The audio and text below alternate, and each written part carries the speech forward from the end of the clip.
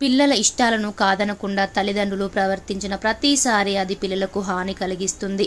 ముఖ్యంగా పిల్లలు అన్నం తినేటప్పుడు ఫోన్ చూసినట్లయితే అది వారి ఆరోగ్యానికి మంచిది కాదు అని ఆరోగ్య నిపుణులు చెబుతున్నారు. కొద్దిగా కష్టమైన ఈ అలవాటును మాన్పించాలని నిపుణులు చెబుతున్నారు.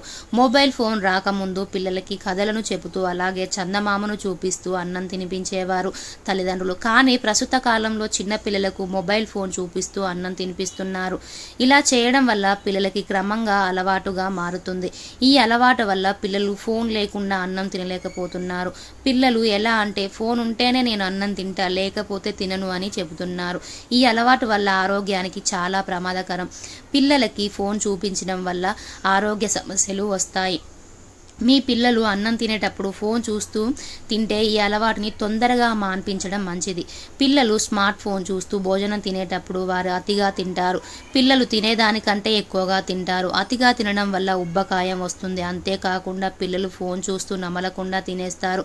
ఇది జీర్ణక్రియను బలహీనపరుస్తుంది. అంతేకాకుండా అనేక వ్యాధులు వచ్చే ప్రమాదం ఉంది. భోజనం చేసేటప్పుడు పిల్లలు ఫోన్ చూస్తూ తింటే జీర్ణ వ్యవస్థ దెబ్బతింటుంది.